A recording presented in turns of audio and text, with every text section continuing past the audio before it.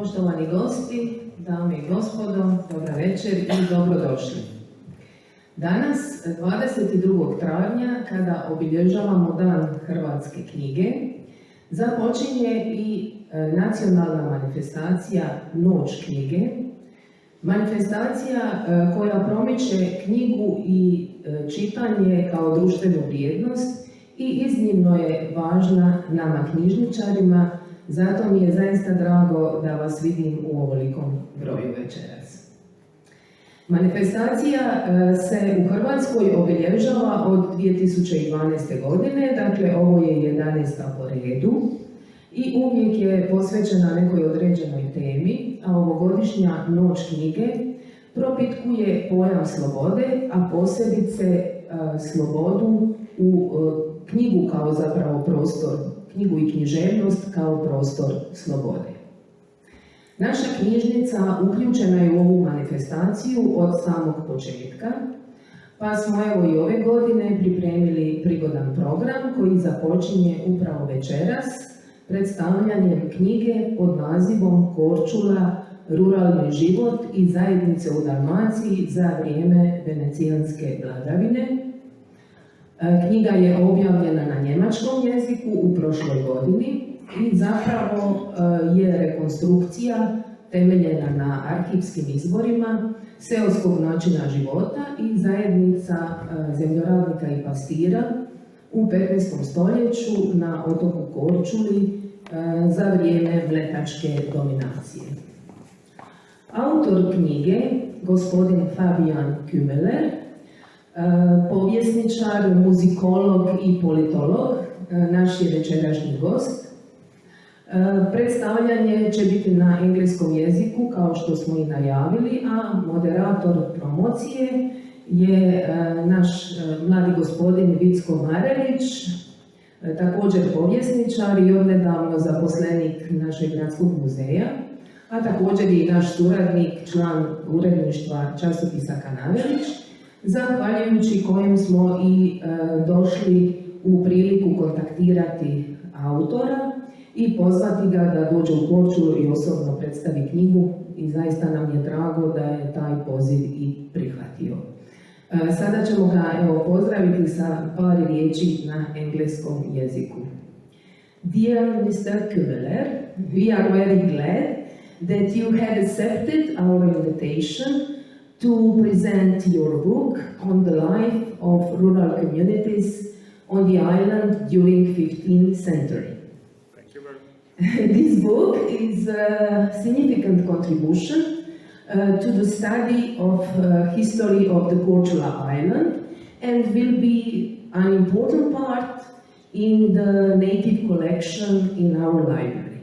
Thank you for coming and have a pleasant stay in our town. Thank you.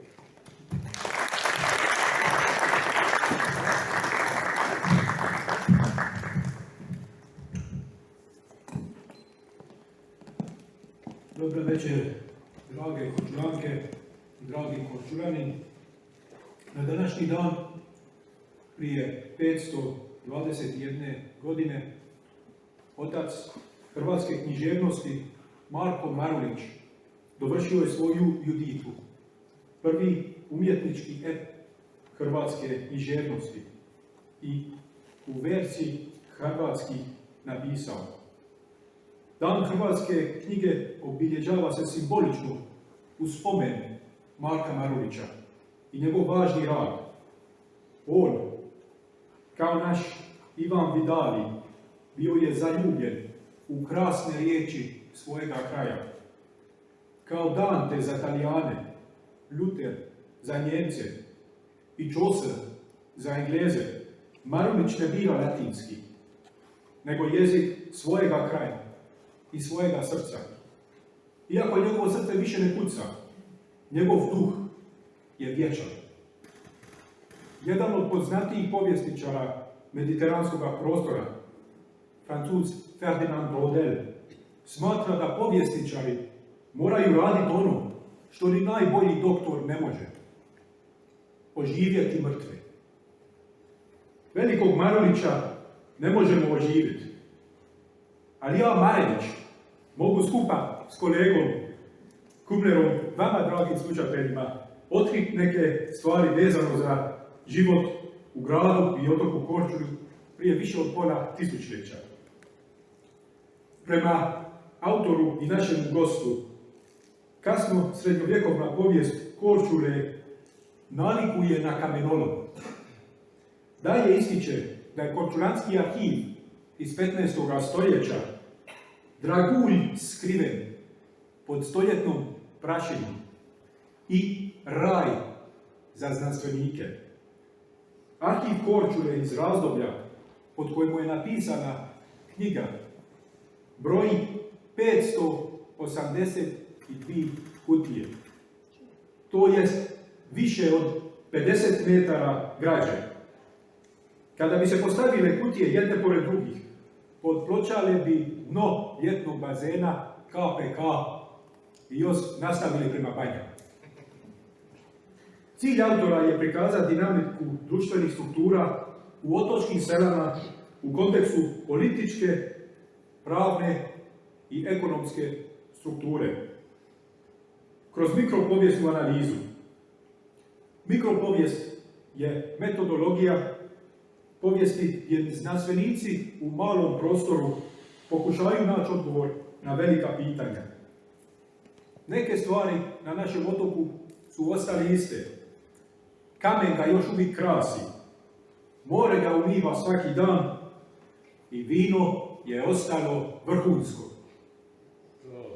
Neke stvari su se od tad promijenile.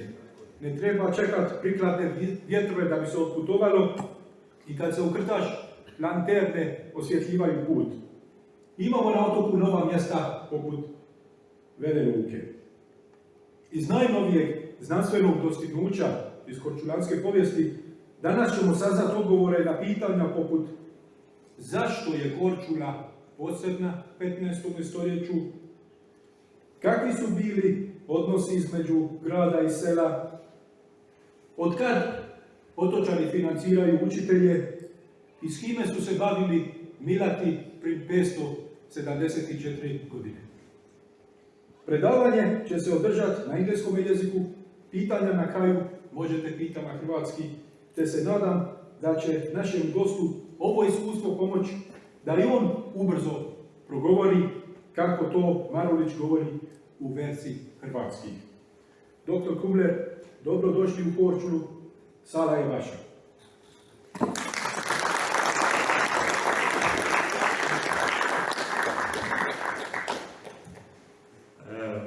Hvala lijepa, da ću sve da budem bolji na hrvatskom govoriti, ali danas, nažalost, ću govoriti na engleskom.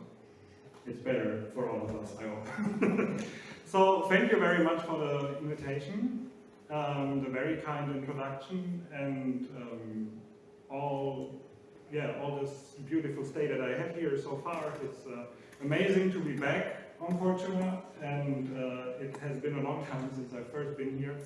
So 9 years after, I'm really glad to be back, and it's so glad to see so many people interested in the book, and I hope that we are going to have a nice evening tonight with the lecture and a lively discussion afterwards, particularly.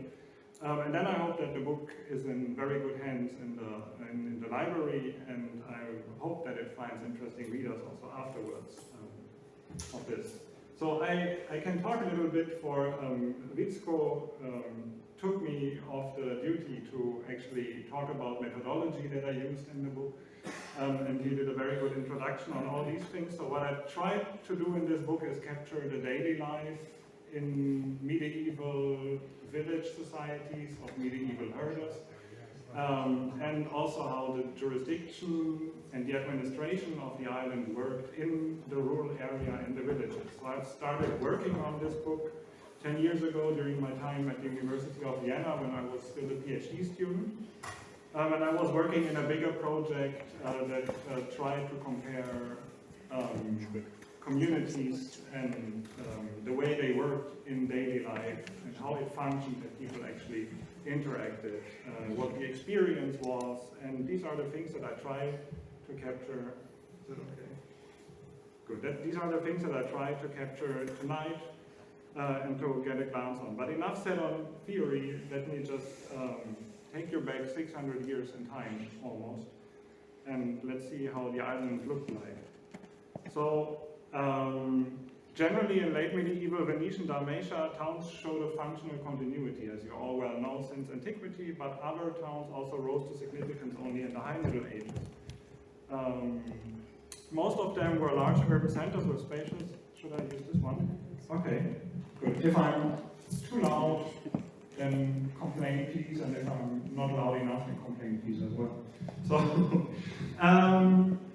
yeah, I just continue, I guess. So, these were towns like Zala, Šibenik, Trogir, and Split, as well as on the islands of Rab and Hvar. The island of Brač was entirely different, as it had a purely rural character. Back in the Middle Ages, there was nothing like a town on it. KORČULA, by contrast, was somehow in between this, as it had the town where we are meeting today, but the villages were very strong. Also, as Sergio Dortmund already pointed out in his book, the villages dominated the demography of the island and also the economic situation on the island. So, the town of KORČULA, as I was talking about, is, yeah. So these are 3 important books that I started to study when I studied KORČULA. So the town of KORČULA was the island's administrative, economic, and social center, and as you know, since 1300 also a Roman episcopal see. The port served as a hub between Dalmatian mainland destinations like Split, Trogir, and the Neretva Delta are important, and Neapolitan Apulia, and as a gateway for Venetian long-distance traffic to and from the Mediterranean. Here we have a map. For the 15th century, then we can only estimate how many people lived on the island. That is a little bit tricky, because with Blatus, Mokvica, Čara, and Žrnovo, these are the villages that really had the status of a village. And there were many other hamlets, basically. So we find Pugna, we find Lombarda, Račice, Knjiže, and those places already were inhabited and existed. So we don't know the exact numbers of population in the 15th century, but in the 16th century, for the year 1553, there is a report of a high-ranking Venetian official who reported a population of 5,000 souls that lived on the whole island. And he says there is an equal distribution between the town and the villages, which means that 2,500 in the city and 2,500 in the villages. And Blato was already then the biggest village on the island with exactly 220 houses. The island exported wood, marble, and pitch, but also agricultural exports like wine, figs, almond, salted fish, and really strongly growing exports of cheese, animal skin, and wool. So in 1475, we have lists of more than 25,000 pieces of lambskin exported and 7.3 tons of cheese, while less than 25 years later, in 1497, cheese exports already amounted to 4,000 wheels of cheese. In the year, that is 27.3 tons, for those that like the numbers exactly. So the rural area really was important, had a strong socioeconomic counterpoint to the town. Then, of course, there are trade contacts also with southern Italy and with the Venetian territories, both in northern Italy and in the eastern Mediterranean. While most islanders spoke a Chacalian vernacular, many inhabitants also fluently spoke Venetian. Constitutionally, KORČULA undoubtedly belonged to the world of the medieval Adriatic communities, as it is the first Dalmatian communitas to codify the statute. During the first phase of Venetian influence, including even older statutory laws, we have the law of 1214, very famously.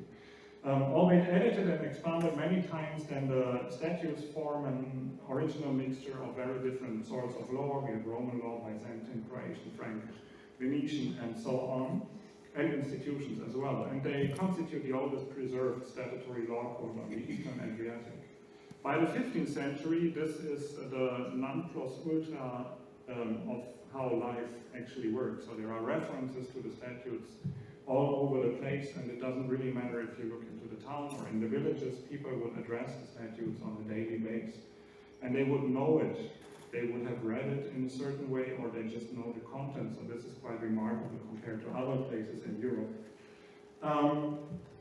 Due to this strong status of the statutes, when it got Venetian, then KORČULA accepted a Venetian representative as a count, as a governor, and that, except for sometimes the bishop, was the only Venetian representative on the island, which is remarkable as well if you think of other Dalmatian cities where Venice really also introduced military positions and others. This was not the case on KORČULA. Following a series of social-political conflicts between patricians and commoners, however, in 1442 Venice transferred the right to elect the governor, which was part of the patrician Venetian KORČULan council, then back to Venice, in order to pacify the fights between patricians and commoners on the island. The governor, however, was not as strong as we might think of, because he had no Venetian forces, no knights, no military, and yet he had to administer the whole island. So in order to kind of get things done and get things work on the island, he needed to cooperate with the rural population, he needed to cooperate with the town population, and that kind of is an interesting mixture of cooperation and conflict, of course, between the governor, urban, rural population, patricians, and normal people. And that is more or less the scene. If we take a closer look to, by the way, the time is not counting here, so if I'm very slow, let me know. So if I take a closer look, then of course we know that the patrician elite had a very strong influence on the administration. And now, if we wonder how the administration was organized, on the slide you see several public offices that have been selected, and the most important ones were taken by patricians, of course. So, like the judges that you see here, the senior judges, the minor judges, but also the attorneys were usually patricians, and the treasurer as well was a very high-profile position. The chancellor, just as the medical doctor on the island and the teacher of the island, they usually came from foreign places, where by foreign I mean Italy or Dalmatia, so kind of the closer neighborhood in a way. It's rather clear what those officials did, and then we have other maybe less known officials. That is, we have heralds, judicial officers, executive officers, and vineyard guards across town. So just to sketch them briefly, it's that the heralds basically they proclaim decisions, and all this the judicial officer had to take care of, settle debts, and get these things.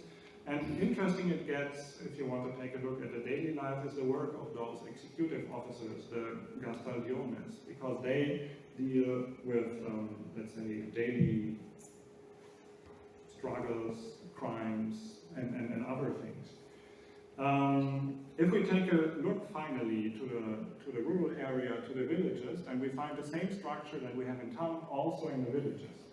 And that is kind of, in a way, non-surprising, but also very surprising, because here you can see how strong also the administration of the villages were, because all of these were people from the village.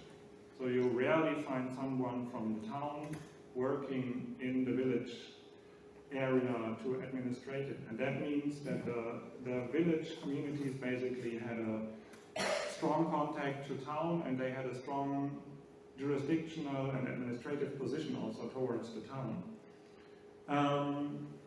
We find the same structure. We have a herald that was in direct communication with the Venetian governor to catch up with news, announce proclamations, and so on. We have the judicial officer that actually takes care that if there was a verdict, that it also will be fulfilled. And then we have let's call them policemen for now, the executive officers, the gastaliones, and then we have vineyard guards and field guards, of course. They almost do the same. They patrol the fields, they patrol the vineyards, and they leave a lot of documentary traces that are so detailed that at times you really know how many leaves have been eaten by a single sheep on a particular day on the island. So, additionally to that, we have further short-term offices that could be selected from among the village community. That would be custodes aquarum, so people taking care of surveying ponds and drinking water. And then we have a lot of offices around harvesting season. The collectores vini or bladi, they would take care that the grain and the wine would be collected. And then we would have also deputates and syndici that try to either organize when there is a famine coming up or a misharvest, that cereals would be bought and imported from outside, or that they would actually go before the harvesting season to find out how much we're going to harvest so that everybody pays the right amount of taxes. If we take a closer look, because there were really many people at the same time, it's more than 100 officials working at the same time on the island. On a population of 5,000 souls of the island, that is a lot. If we think of Blato had 220 houses, but way more than 20 officials. That means in every 10th house there is an official working for the government. So that is, for a medieval society, is quite a percentage that is not so easily found, let's say, in every village across the rest of Europe. Interesting is also that certain offices have been held by patricians, even though it really had low or little or even no reputation. So you'll really find also noble people guarding vineyards and taking care of that sheep won't enter it. At the same time, you can switch the perspective and take a look at it and the other way around, that you will also find ordinary people in well-paid positions administrating, let's say, the familiar environment in the countryside. There has been a lot of communication going on to administer the rural area, basically, and a lot of this takes place in writing. So a significant share of this whole administration was carried out in writing, which means that there has been a lot of paperwork going on between the rural guards and the city, and part of it is still preserved today. So the rural guards documented both a huge gap between normative requirements and everyday life, and also this high degree of administrational and jurisdictional activities from villages in even the rural periphery. Many of these officials were periodically in contact with written records on the job, receiving orders from the governor or receiving reports from the governor or from other officials, and also writing reports and sending them back to town.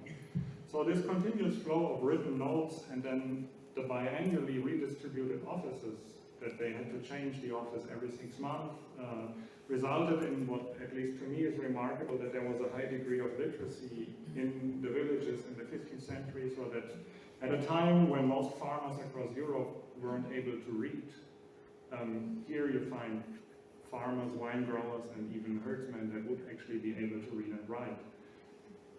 A few of these notes were preserved in original too.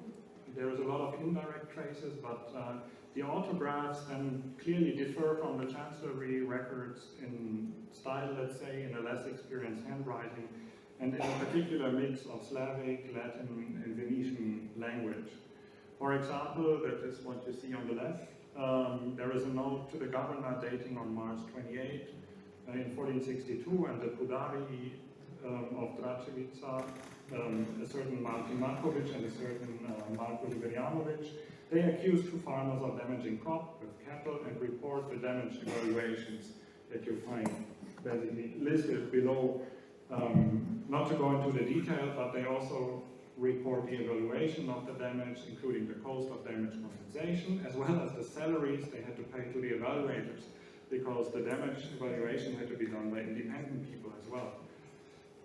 So this kind of administrative perspective, sheds some fresh light on the late medieval governance in the Eastern Adriatic realm and challenges the classic model of a powerful city surrounded by weak, uneducated, rural communities.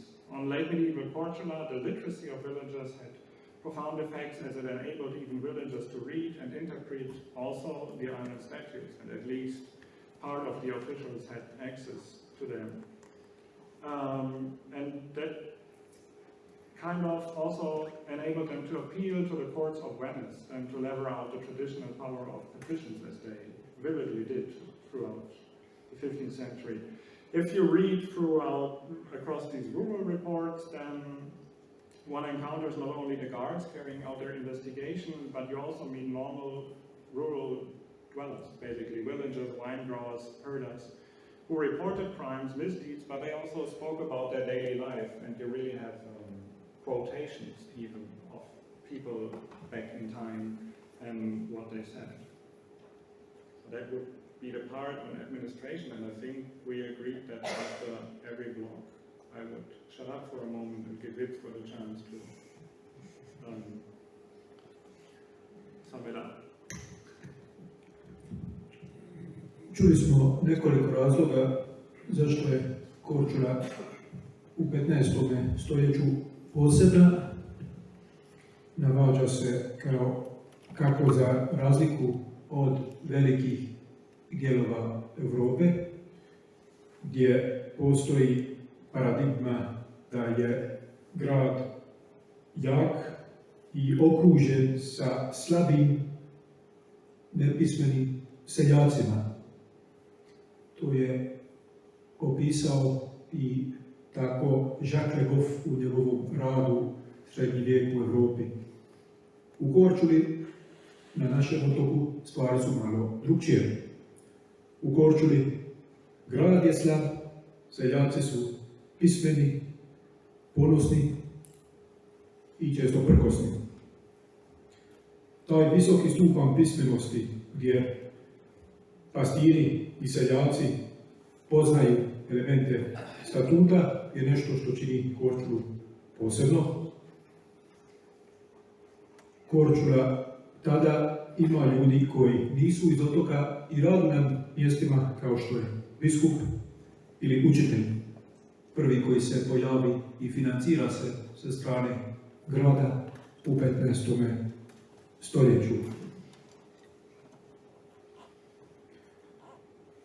Spomenuo je isto tu jednu borbu stalnu između ruralnog i urbanog stanovništva, između tih patricijana i commoners, kao što ih je on opisao.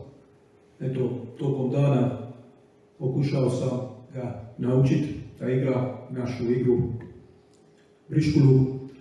Korčulansko otočko društvo u 15. stoljeću je vrlo slično kao nac kvarta od briškule.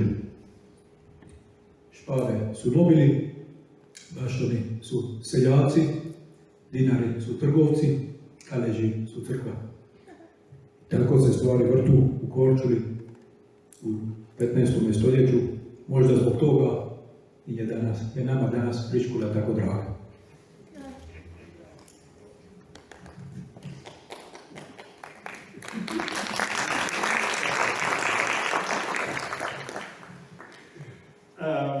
Of course, aside of, let's say, the rather maybe boring administration and governance, then there is also the village life, and that would be the next section. So this is actually the major focus of the book. And law, justice, and administration have been constitutive elements of rural life, but there is more to that than just, let's say, the bureaucratic side of life, which gives us, however, the perspective into daily life. If we think of village communities on KORČULA, then I start with a few examples from Blato, because Blato kind of stood out with a very politically strong claim to equality, as they had a lot of inhabitants and they were also very, let's say, proud of their status as a village and what they achieved, and you find a lot of I won't go into too much details, but they really kind of try to counterbalance the influence of the town in a quite successful way in the 15th century.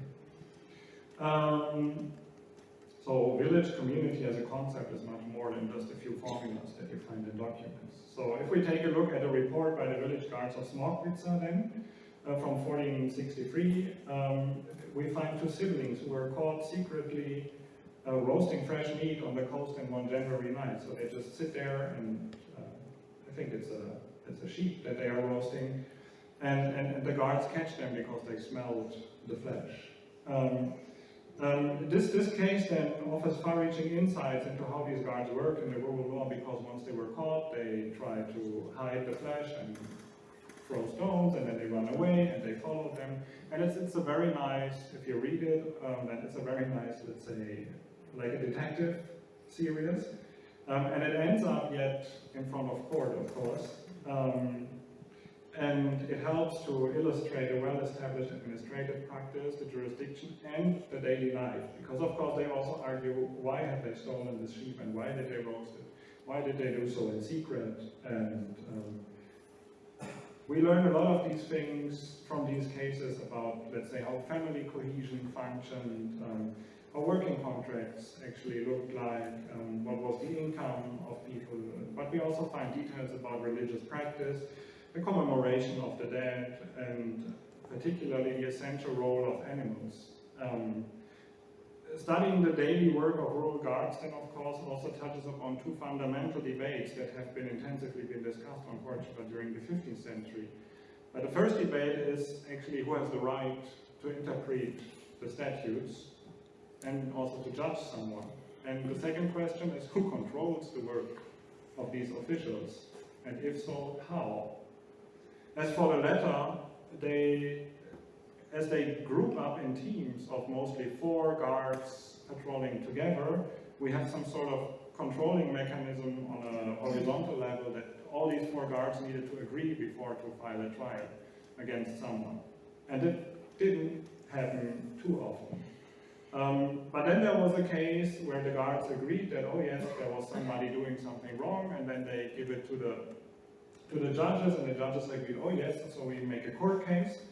And that was the trial against Vicko Marelić in 1453. The tiny little detail, however, is that this person was not guilty, and the accusation was completely made up and wrong. But what we find in the case of Marelić, who then really gets to court and defends himself, and he's very strong about that, as you can see then after standing his point in front of court, and you see how the guards would actually evolve other guards to kind of oppress the family because they are the guards and they control. And what you see happening in this case, and it's really an exception, but it's fascinating to see that both control mechanisms, like within the group of guards and then the judges and the Venetian government that needed to check up on the guards, all the controlling mechanisms fail. And even though he really gets in front of court to sue the guards, not much changes until finally he gets a proper attorney from the village of Chara as well, the attorney, and who really gets into the loggia outside in the old town, and he really helped. We have a pages-long speech that he gives in front of court. And he reveals that one of the guards is a close relative of all the 3 judges. And that they kind of agreed to sue this person in order to, let's say, profit from it. And then this case ends with the guard and the judges being taken from their office. And this is in a way something that helps the governor in Venice to style itself, let's say, as a preserver of justice, but it also actually worked on ground as such a case. So the wrongly accused person, then he is really keen on his own reputation and the reputation of his family. In the source it's called the voxec fama. That was one of the most indispensable and precious commodities, if we want to put it that way, in late medieval society.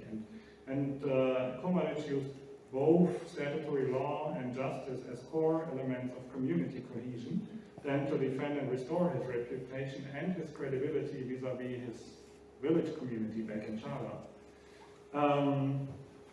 And when you follow this litigation then in minor detail, you gain a lot of deep insights on minute details of rural life that goes so far into detail that you experience how they prepare and eat the animals, how they broil it. You get insights into the everyday, the daily mixture of Slavic and Romance languages. And you even learn how they store animal skins for fur production, in particularly Washington. If we think of daily social life in the villages, and then now I finally stick to my promise and talk about Blato, that we often find disputes, disputes about men and women and how life actually is. So that is the same topic in the 15th century as it might be even today. But in this case, topics that are highly debated is, of course, extramarital and marital relationships as well as the living together. And we find really interesting cases here. Unfortunately, only the secular perspective, as the church documents are kind of lost for the 15th century. But of course, there is also a canonical jurisdiction, so that is Venice and the church that would both kind of could create a problem because they would have different opinions on how a matter would be solved.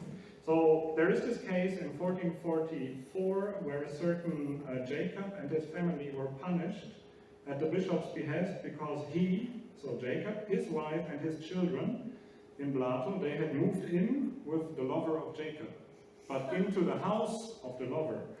And then the bishop decides, oh, this cannot be the case, so he kicks out everyone from the house. Now the house is empty.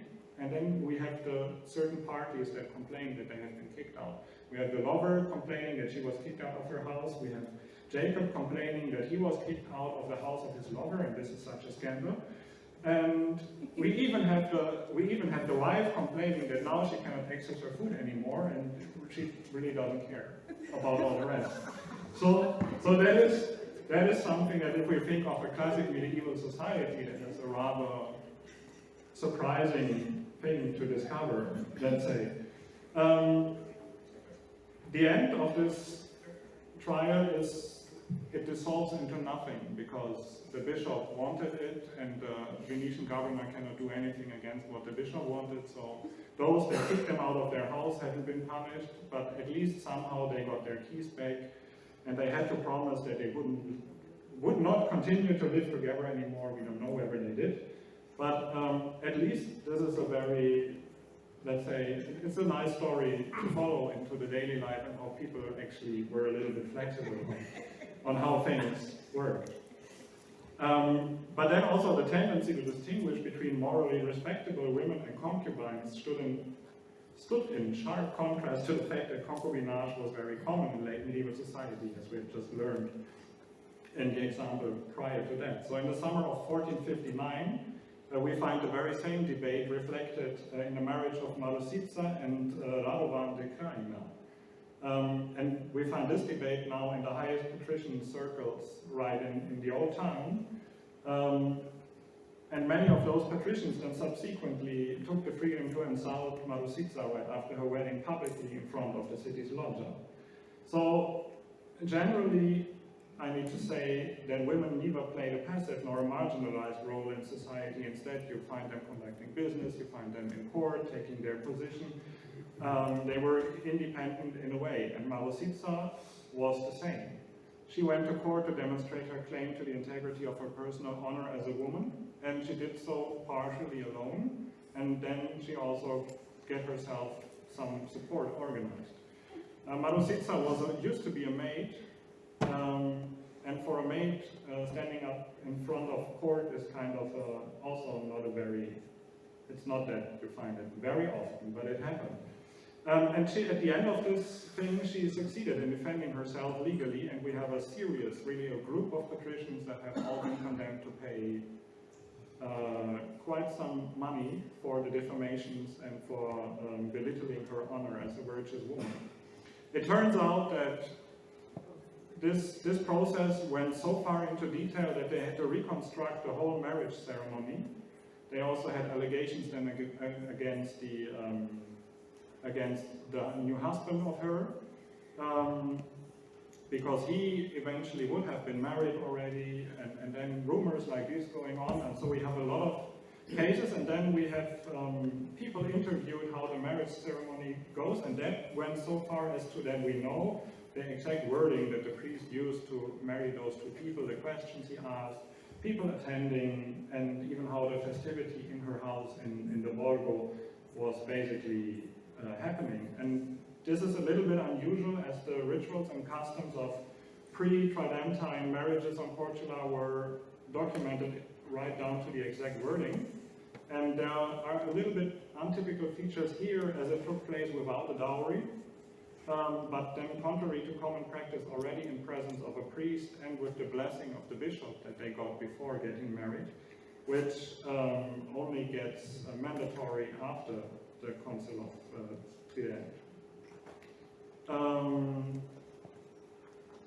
At the end, by the way, it turns out why they started insulting her in the first place, and that was because she was maid of one of the most influential patricians, and allegedly she had an affair with the son, and the son couldn't stand that he was dropped for a random village guy. And that kind of then is how social life gets started, even down to the basics. Then we have another case in Blato that is a rather unfortunate death of a certain Parvos, but this reveals a lot of insights into the social dynamic of solidarity of Blato's village communities. So this Parvos died following a serious fall while fleeing from a violent dispute with his brother over shared farming infrastructure and resources.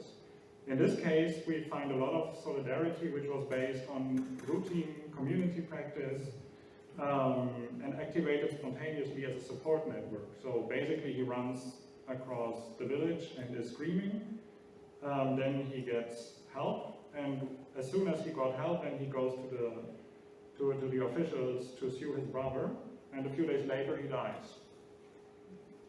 Nevertheless, he sued his brother, so there we find a lot of documents on this thing, and what we find here is then an example of how detailed knowledge of the statues was available in the rural population. I'm talking too much, I guess. But nevertheless, this is a nice case. So the brother then flees, of course, because they had been trying to convict him for murder, but before he flees, since the judge was in town anyway, he used the opportunity to get everything that he owns to his wife, which was documented with witnesses. It was a proper legal affair, and they did it. They documented it, so it was valid, even though he was the suspect of a murder case. And then he fled.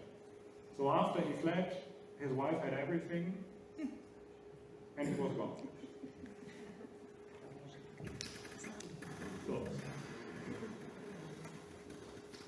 Tovare jedan nepošteni. Ne meritaš ti svoje mjesto. Neće nama niko iz grada zapovijedati. To su samo neke stvari koji su ljudi sa sela rekli ljudima iz grada koji su ih došli kontrolirati i obuzdati. Ko što istraživanja od otoku dokazuju, i u ovoj knjizi se to potvrđuje, KORČULA nikad nije bila pokorena, nego akvistana. Ljudi na selima u Blatu su ponosni na svoj status i uspješno se odupiru utjecaju grada i gradskih suca. 1463. kada šaptom padne Bosna, u Smokvici se vrti ukradeno meso jedne ovce. Navonjali su im čuvari. Došli su vidjeti što se tu događa i zbog toga su ih uhapsili.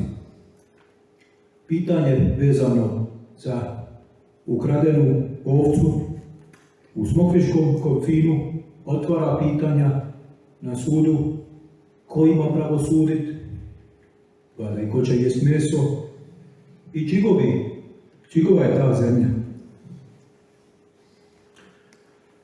Istraživanje ukazuje preko sudskih spiseva kako je izgleda svakodnevni život. U ovom poglavlju se fokusira dosta na blatu, svađe između muških i ženskih koji završu na sudu nam mogu pokazati kako živu muž i žena i nekad još jedan ljubavnik skupa u blatu. U nekim slučajevima se još jedan muški useli u kuću, zvani Jakov. U blatu to nije problem. Biskupu to smeta da se muž i žene prodruži još jedan Jakov. Pod dojmom, kad čitaš ovo, je da su stvari u blatu, što se tiče međuljudskih veza, malo fleksibilnije. Igra se ne samo u duplo, nego u troje. Istraživanje žena sa otoka pokazuje da za razliku od mnogih u Europi na Korčuli žene nisu ni pasivne, ni marginalizirane. Žene na Korčuli znaju svoja prava, idu na sud i kao Marušnica uspije se obraniti. Na sudu su se ove neke veze i svađe trebali rekonstruirati. Ukazuje nam istraživanje u ovom poglavlju način i kako se u korčulanskim tim mjestima poput blata otvarala pitanja i možemo saznati ko koga vara, ko koga ne sluša i kako se vidi posebnost ljudi sa sela u 15. stoljeću po mnoštvu sudskih spiseva. Dakle, nisu samo ljudi u gradu koji znaju što je statut, što su njihova prava, znaju i seljaci u blatu što je statut i ne obadaju puno suce i još manje Korčulane.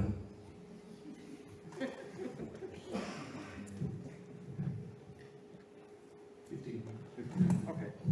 Gut. Knowing the statutory law kind of also boasts them and boosts the idea of villages that they become more similar to the city in terms of that they get more important. And then if the judge comes to, in the 1460s, the judges and the councilmen, a few of them at least, and the chancellor, they start touring the villages in order to enable people that are not able to come to the city or to town, let's put it this way, that they have access to jurisdiction as well. And what Blato then is the first village to react in terms of the Loggia Marittima at the harbor, obviously not as it is today, but the first version of it was erected in 1459. And the first version then in Blato of the loggia, erected in a similar fashion at the one, like the one at the harbor, was erected in 1488. So from 1488 we find a built loggia in Blato. And that kind of serves as an expression that also the villages can be places of jurisdiction where the Venetian governor would go and where they would sit and dispense justice as they did in town. Then we have herdsmen, and that is the third part that I wanted to touch upon today. That is a quite flexible group. They were part of every village community, but of course they moved around the island. And then as they were moving, it's kind of harder to catch them in the sources, but we find a lot of multilingual terminology where we could get those. So we have Latin terms, Italian terms, but we even have Slavic terms like Povodom Noći and Bravarius.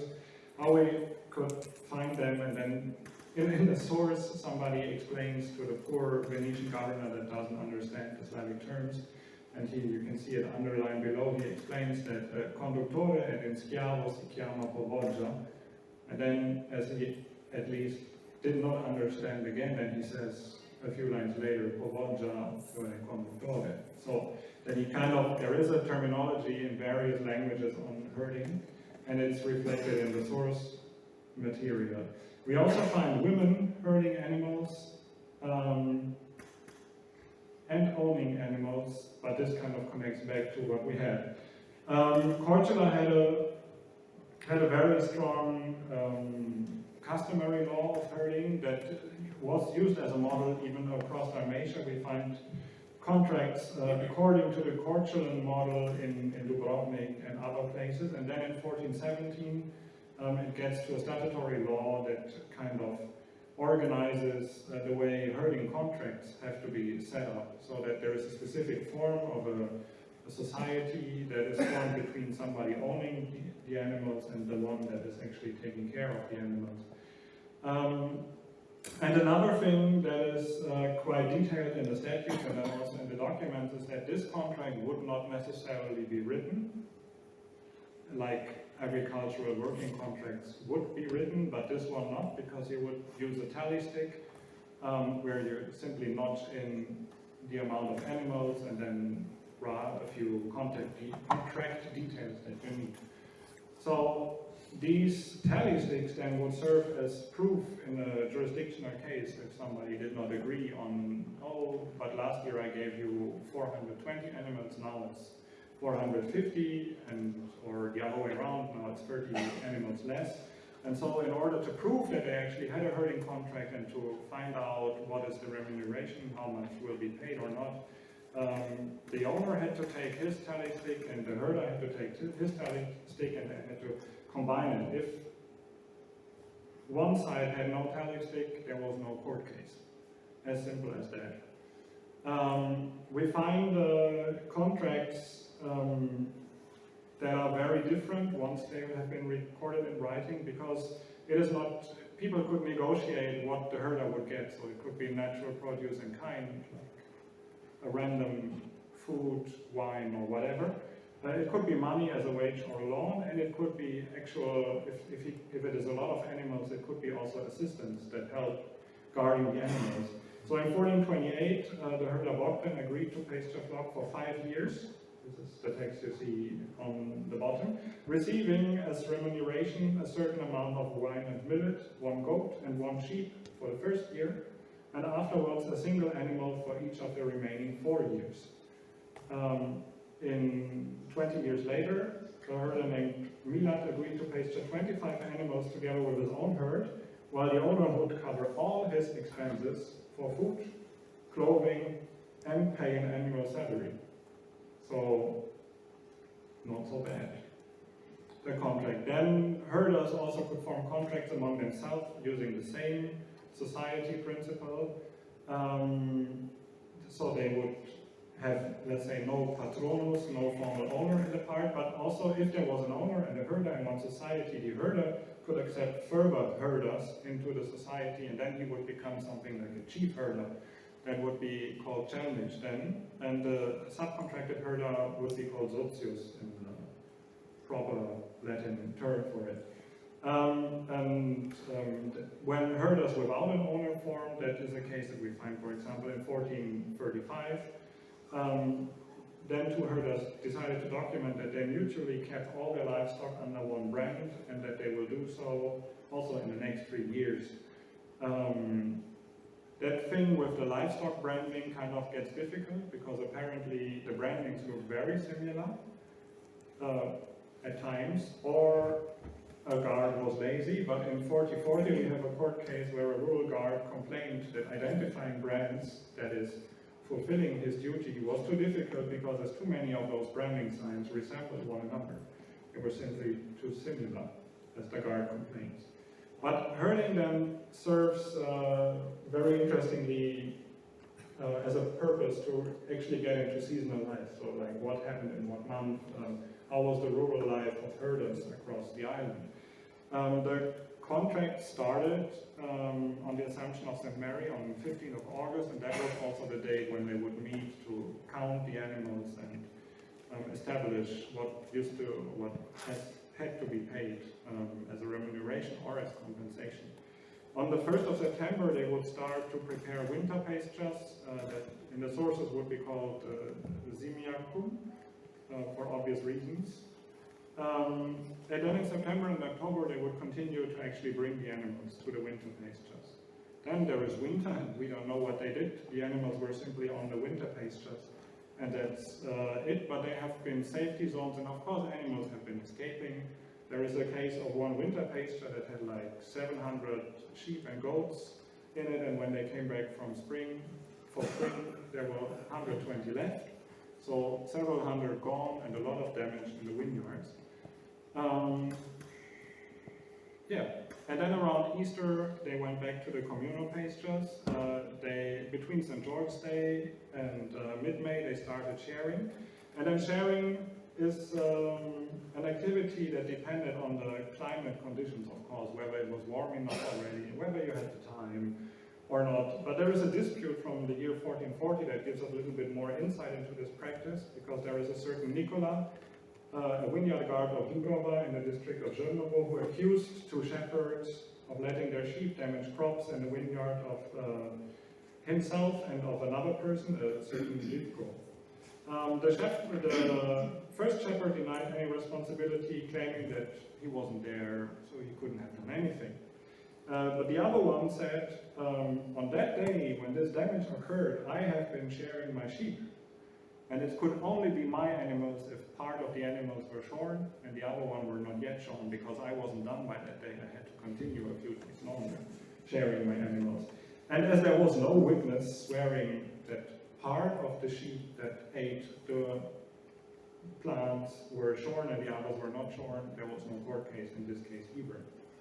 Yet, crop damages are a problem that happen across the whole year, but it's particularly bad in summer when, let's say, grain is about to be harvested later on. And as you can see in this file, which is just an example, that is a case from the 18th July 1462, when the field guards of Chernobyl report that runaway livestock had damaged at once more than 3,300 square meters of barley, wheat, chickpeas, rye, and oats, and they ruined the cultivation efforts of 16 farmers within an afternoon. And this case ends a little weird because, of course, they do not find anyone responsible for this. But such conflict really can have serious effects, as there is a case in 1485 when it really gets down to environmental problems, where somebody files a suit that there was a herd of animals guarded in the village of Blato, and the animals basically peed and pooed into the drinking water of the village, and so we had a problem because for that summer now, where to get our drinking water from. And this is a sort of damage that kind of is a bit more serious than, well, this is also serious. So there are different qualities of crop damages that we find. Yeah, and then that's it. We have a lot of conflicts on herding also that we find in court. There is one last conflict that I will talk about before closing my lecture. In 1448 there is a herder named Pavel, and he claimed that his partner did not grant him his share, so he wouldn't get paid. The partner, of course, said that, well, you still have to pay your debts to me, and so they kind of call a guard in order to count the animals. And then the guard comes and he does not want to count the animals at all. So the guard starts to complain and asking the one, where is your herder? Why the hell is he not counting? And then this person answers that, I don't trust my herder. And the herder says, like, no, I don't feel like counting because I'm right in this anyway. And then the guard needs to count the animals and he's not able to count them. So he counts them once, he counts them twice, and he still is not sure, but the result is somehow, maybe that's the way it is posted in the documents, either 432 or 433 animals, but I'm not sure. And anyway, it's more than we had the year before, so the herder was right claiming that he should be paid. And that's I guess that's it for now. There are many more cases in the book. There is also many more of, let's say, solid analysis of rural life in the volume. But I try to wrap it up in a rather lively way to give you also an impression of the daily life as it happened and as we can see it in the documents. Thank you very much. Hvala lipa.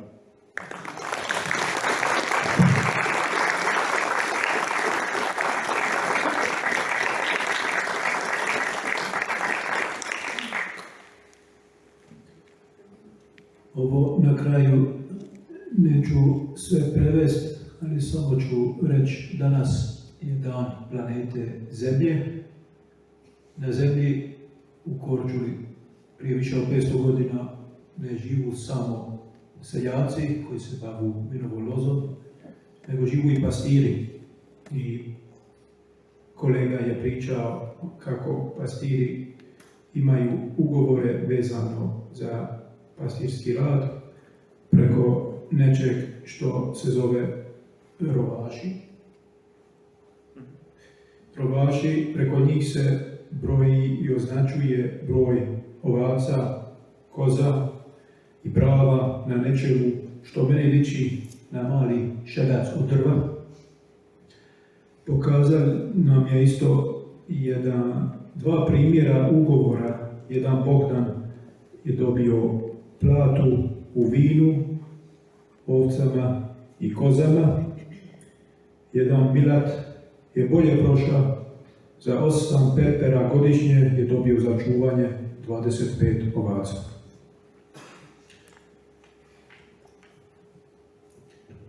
Thank you very much, Fabian, for giving us an insight into our island.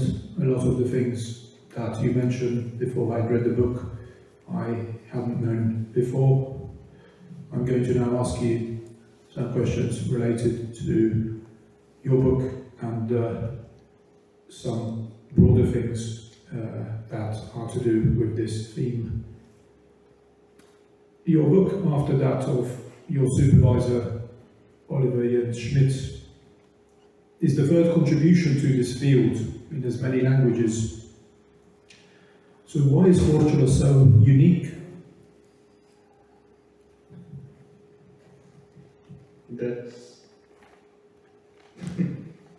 There are so many things to answer, but I try to focus on research here.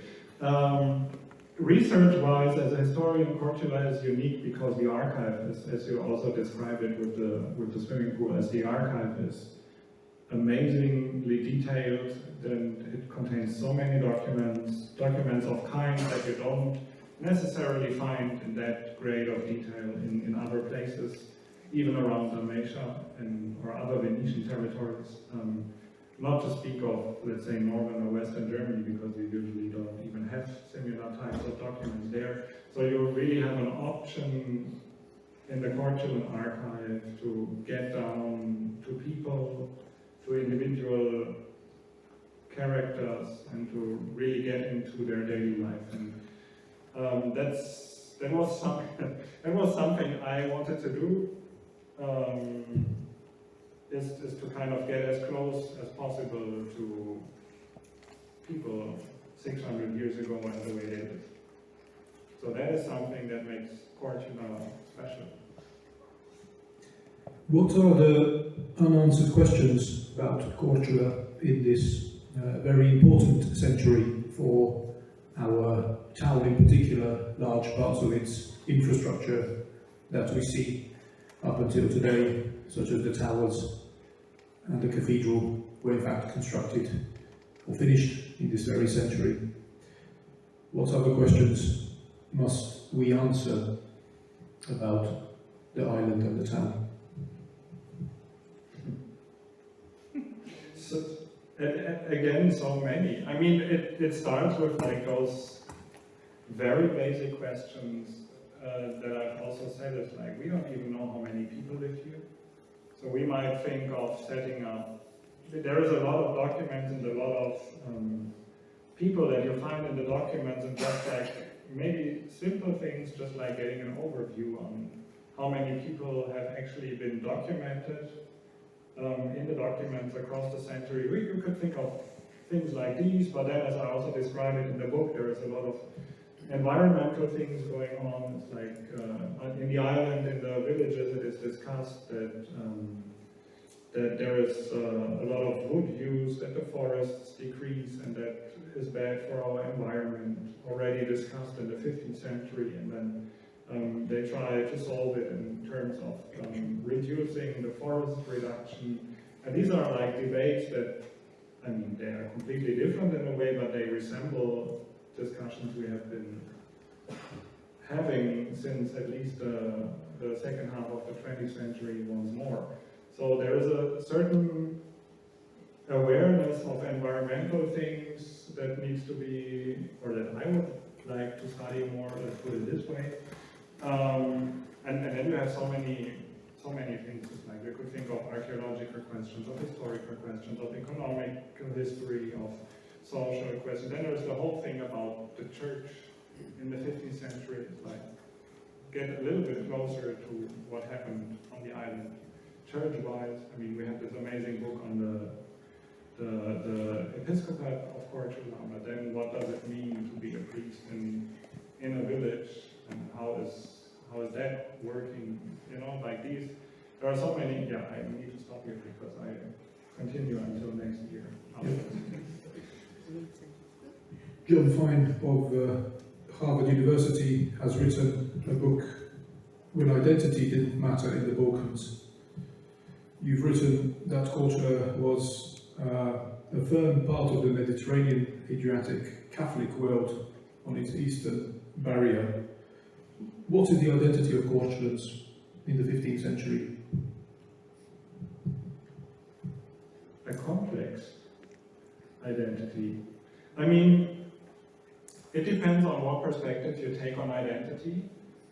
You find in the sources discussions going on identity. If you have the classical situation that a ship comes in, and then there are people watching the ship roll in, and then people get off the ship, and then they start talking. It's like, where are you from? What are you doing? And we have, let's say, we have trials of insulting. Let's say one patrician insulting another patrician, and we have this. At least I love this scene. There is this ship coming from Corfu, and it's obviously a really mixed crew, but the captain is from Corfu itself, and then apparently he meets somebody on KORČULA that he knows from earlier times, and they had some sort of struggle unfinished, and immediately once the ship entered, they start yelling at each other and comparing that where I come from is nicer, where I come from is richer, where I come from is more elite. And then they finish their fight with yelling at each other, you come from a shithole place, go back to where you come from. And the captain from Corfu, he answers to all these, like they really get into troubles, and at the end they end up both in front of court for using improper language, for dishonoring places, and for dishonoring people, and for all these things. So there is a certain thing of identity, but this identity, let's say, it's neither Balkan purely, nor is it Mediterranean purely, it's neither Venetian purely. There is something of a very clear awareness that if you are on KORČULA and you are an inhabitant on the island, and you belong to the communitas of the island, in a way. So there is at first there is this idea of place of this island, and then there is a little bit of, competition between particular places, let's say Blato in the town, or Smokvica and Tara, that have, let's say, they are very close to each other.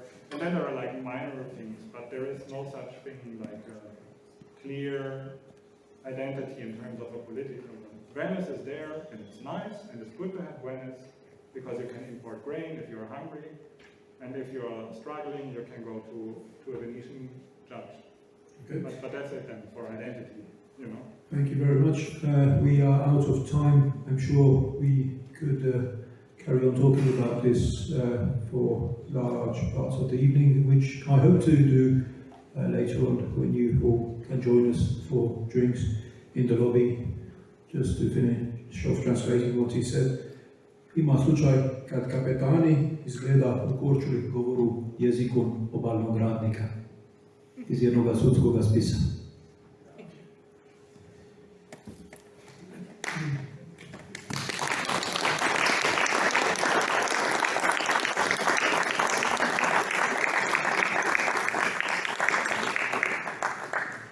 Zahvaljujem svima koji su došli. Nadam se da smo bili zanimljiviji nego gledat dnevnik Hrvatske televizije.